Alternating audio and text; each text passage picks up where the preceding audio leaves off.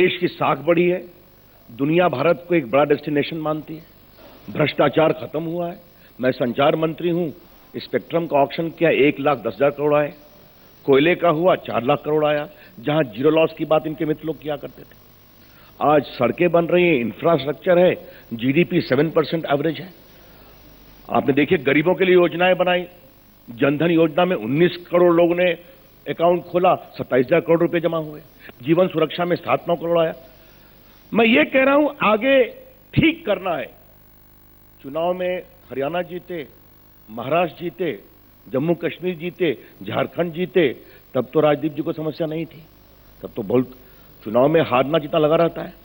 लेकिन बदलाव का एक संकेत चूंकि आपने कॉल ड्रॉप पर शुरू किया, तो आज बीएसएनएल इस प्रोग्राम को स्पॉन्सर कर रहा है, टर्न अराउंड होकर के प्रॉफिट में आकर के। ये मैं कहना चाहता हूं, जो 10,000 करोड़ के प्रॉफिट में था जब अटल जी की सरकार गई और हम 10 साल बाद आए इनकी सरकार के बाद, तो बीएसएनएल 8,000 करोड़ के लॉस में था। आज वही बीएसएनएल ने 27,000 करोड़ रुपए का हाईएस्ट रेवेन्यू 5 साल में किया है, ऑपरेटिंग प्रॉफिट आया है। आगे ठीक करेंगे, तो हम तो देश को ठीक करने के लिए आए हैं और हमारी लहर कमजोर नहीं है। अब आगे तो भारत की राजनीति में राजदीप जी हर बार चुनाव होते रहेंगे, कभी आसाम के होंगे, कभी बंगाल के होंगे, कभी आपके तमिलनाडु के होंगे, कभी केरल के होंगे, कभी उत्तर प्रदेश के होंगे।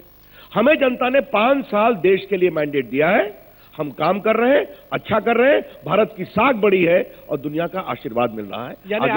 यानी आप कह रहे हैं चुनाव में हार जीत से कोई लहर पर कोई फर्क नहीं पड़ा है, ये आप कह रहे हैं कि चुनाव को देखकर आप मत सोचिए कि लहर कम हुई है, अभी भी मोदी जी का जादू है। बिल्कुल, हम बिहार हारे, जिस दिन हारे रात में मैंने लालू जी नीतीश जी को फोन किया, स्वीकारा, लोकतंत्र में चलता है।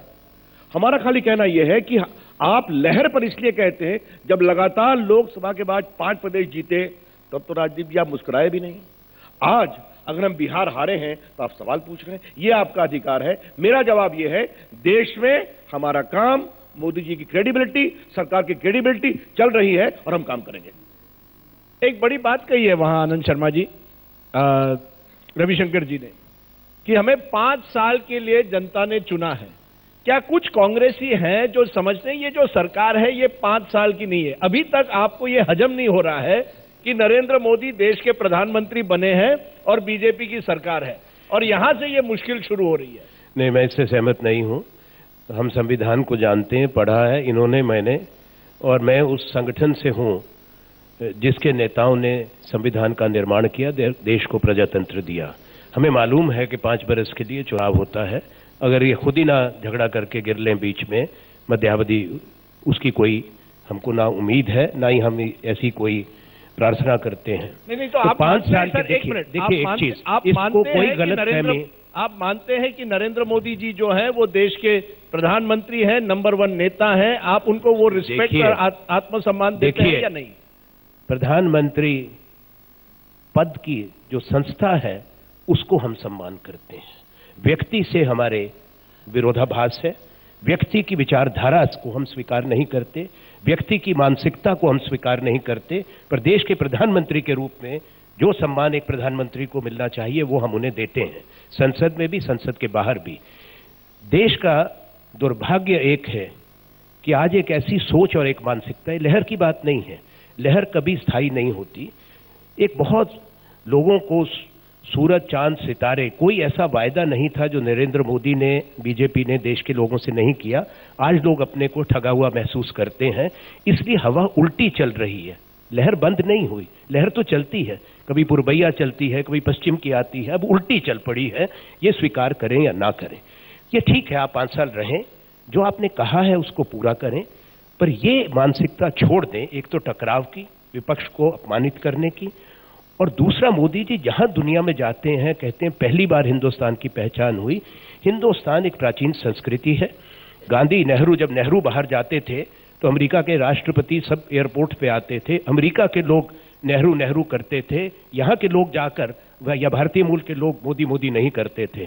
दूसरी बात, आप कहते हैं कि आज देश की जो अर्थव्यवस्था है, अर्थव्यवस्था को अगर आप देखें हालात ठीक नहीं है।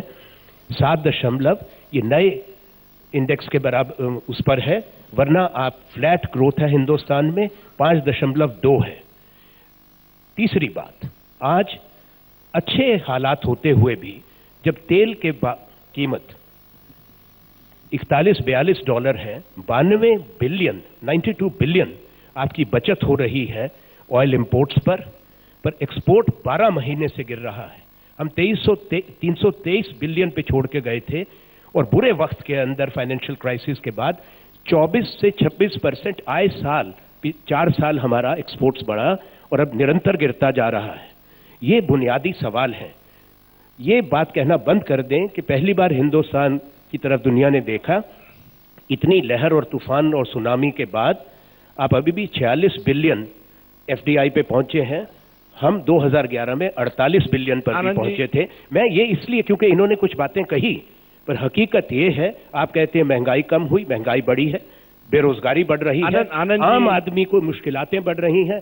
कहते हैं मैं तो खाता नहीं कि चिकन सस्ता है और तूर की दाल अरहर की दाल महंगी है। अब आप पता नहीं किस दुनिया में नरेंद्र मोदी रहते हैं। गृहिणियों से जाकर पूछो कि देश के हालात क्या हैं, नौजवानों से पूछो कि हालात क्या हैं, और फिर ये कहते हैं भैया 5 साल करो, हमारी शुभकामनाएं हैं। पर विपक्ष तो अपनी बात कहेगा। आनंद जी, आपके समय में भी डबल डिजिट इन्फ्लेशन था, लेकिन वो ये तू मैं की बातचीत नहीं है। मैं तू मैं नहीं कर रहा हूं, इन्होंने कुछ आंकड़े रखे, मैं इनको बता रहा हूं। आंकड़ों पर हम लगातार डिबेट कर सकते हैं। सवाल ये है, सवाल तो आंकड़े हैं जिन पर बहस होती नहीं, सवाल वायदों पर बहस हो सकती है। सवाल ये है कि ये जो लहर थी 2014 की, ये 2015 में चुनाव के नतीजे अगर देखें तो थम गई है। केवल बिहार या दिल्ली नहीं, रतलाम के चुनाव देखें, गुजरात में भी, रूरल गुजरात में। लेकिन यह भी सही है कि अभी भी बीजेपी, जैसे रविशंकर जी ने कहा, कई राज्यों में बीजेपी की सरकार है। क्या आप मानती हैं कि अभी भी विपक्ष एक सपना देख रहा है कि हम जल्द से जल्द एक बार फिर लौटेंगे, ये जो सरकार है ये कमजोर हो गई है? क्या वाकई आपको लगता है नरेंद्र मोदी जी और ये सरकार, वृंदा जी, कमजोर हो गई है? देखिए, पहली बात तो ये है, आप लहर की जो बात कर रहे हैं, ये बात तो सही है कि सीटों की अगर आप हिसाब लगाएं तो बहुत दशकों के बाद एक पार्टी की बहुमत, एक सिंगल मेजॉरिटी बनी। लेकिन अगर आप वोट की प्रतिशत को देखें, 31% वोट को अगर आप लहर के रूप में स्वीकार करते हैं तो ठीक है। लेकिन मैं समझती हूँ कि 31% आधार पर कोई सरकार सोचे कि हम ही है, तो इस पर निश्चित रूप पर कुछ सवाल उठ सकते हैं। लेकिन मैं इससे बाहर अगर जाऊं और ये सवाल पूछूं कि आज हिंदुस्तान की कौन के हिस्से में, सामाजिक कौन से सेक्शंस में आज पीड़ा है, आज दुख है, और क्या ये सरकार उन समस्याओं की ओर अपनी ध्यान आकर्षित कर रही है? आज हमारे देश में 18 प्रदेशों में आज किसानों की जो हालत है, कहीं ना कहीं सुखाड़ की, ड्राउट का एक बहुत बड़ा प्रभाव है। लेकिन इसी वर्ष में हमारी केंद्र सरकार ने एमएसपी को कम किया। इसी वर्ष में आत्महत्या की जो संख्या है पिछले 1.5 साल में बढ़ी है। अब आनंद जी की सरकार जो थी और बीजेपी की जो सरकार चल रही है, बुनियादी तौर पर इनकी आर्थिक दृष्टि में कतई कोई अंतर नहीं है। तो जब आनंद जी कहते हैं, आलोचना करते हैं, मैं मानती हूँ विपक्ष के रूप में तो आप करेंगे, आपका अधिकार है। लेकिन वही नीतियां है जो मोदी जी की नेतृत्व में आज और तीव्र गति के साथ लागू करने का प्रयास है। इनकी अगर दुख है रवि प्रसाद जी का, वो ये है कि जिस तीव्रपन से हम एक मिनट रविशंकर जी, आपका जो दुख है वो ये, हम और भी तेजी के साथ रिफॉर्म्स करना चाहते, किसानों की नीति जो चौपट करे किसानों की, वो हम और भी तेजी से। अब आप बताइए, महंगाई की आपने बात की, ये तो जानते हैं 200 रुपया जो है दाल बिक रहा है, प्याज का 70 रुपया। एक आम परिवार पर इसका क्या असर पड़ रहा है? एक मिनट, मैं ये कहना चाहती हूँ, कुछ जो कानून बने थे यूपीए के उस टाइम पर, मनरेगा का कानून था, फूड सिक्योरिटी एक्ट रहा, बहुत मुश्किल से उसको सुधार करके पार्लियामेंट ने उसको पारित किया। जो पहले ड्राफ्ट आए थे वो बहुत ही कमजोर थे। हम लोगों के सबके हस्तक्षेप के बाद एक मजबूत कानून बने। आज जब 18 प्रदेशों में सुखाड़ का असर है, आप अगर मनरेगा की हालात को देखें, मैं एक ही प्रदेश त्रिपुरा, जो सबसे बढ़िया रिकॉर्ड है मनरेगा का, त्रिपुरा ने लगभग 90 दिन साल में 100 दिन में से प्रावधान की थी, लेकिन आज रिसोर्सेज कम दिया जा रहा है।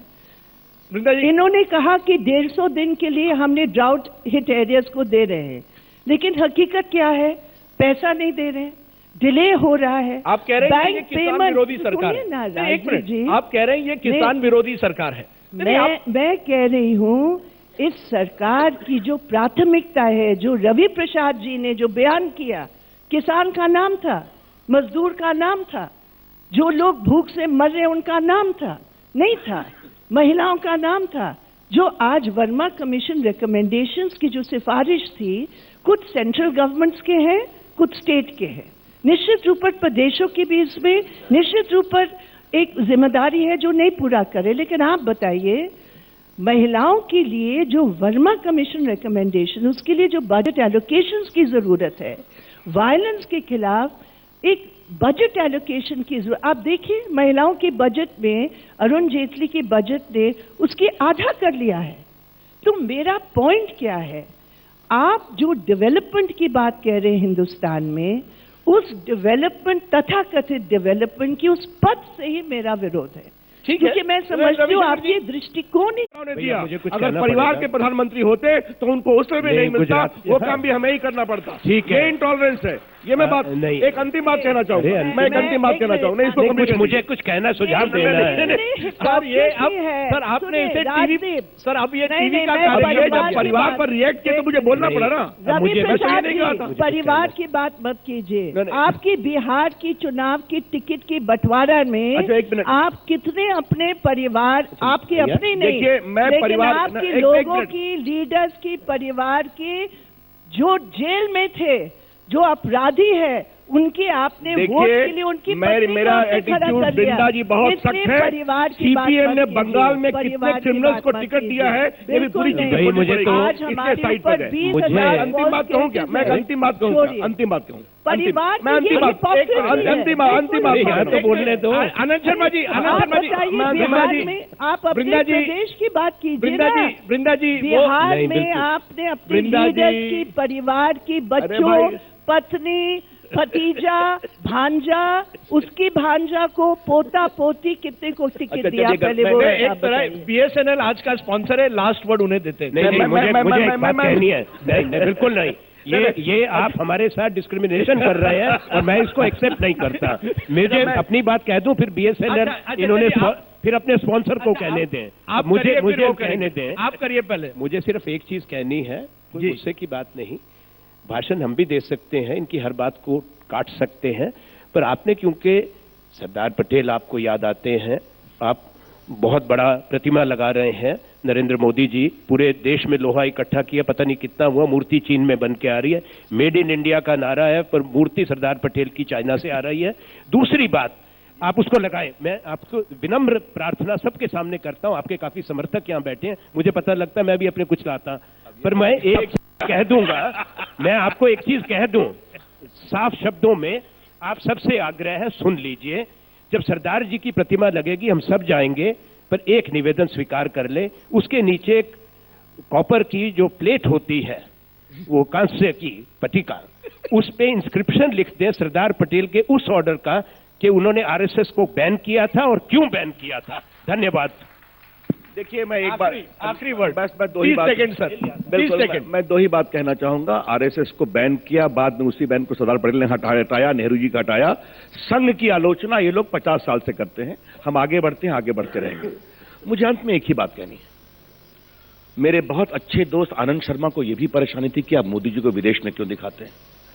उसका जवाब यह है, उसका जवाब बिल्कुल इनको दिखाइए, हम कहां मना करते। 1 मिनट, मेरा जवाब यही है, आज तक हो या कोई चैनल हो, वो नरेंद्र मोदी को इसीलिए दिखाते हैं कि देश के लोग मोदी जी को देखना चाहते हैं। और जिस दिन देश के लोग मोदी जी को नहीं देखना चाहेंगे, राजदीप बाबू आप हो या आज तक हो, आप दिखाना बंद करेंगे। यही हमारी बहुत बड़ी सफलता है। और भगवान करे वृंदा जी का वामपंथ ऐसा कुछ काम करे कि राजदीप उनको भी दिखाएं, जिसका मुझे कोई संकेत दिखाई नहीं पड़ा। रविशंकर जी, बहुत धन्यवाद।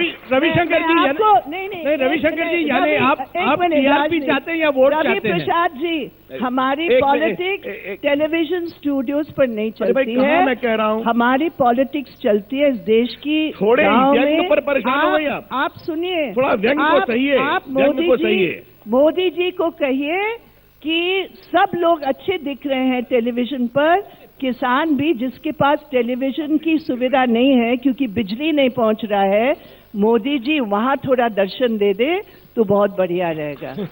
चलिए रविशंकर जी, थैंक यू वेरी मच। देखिए एक बात मैं कहूंगा, ये अन्याय आप कर रहे हैं। बाकी स्पॉन्सर का आप नाम नहीं लेते। आज बीएसएनएल स्वस्थ होकर आपको स्पॉन्सर के लिए खड़ा है, तो आप उसकी तारीफ करिए, ताली बजाइए। बिल्कुल करेंगे, मैं कहना चाहता हूं। बिल्कुल कर रहे हैं। रविशंकर जी, बहुत बहुत शुक्रिया। Vrinda Karad, ladies and gentleman, please give a big hand. Ravishankar Prasad, Anand Sharma, Vrinda Karad, thank you very much.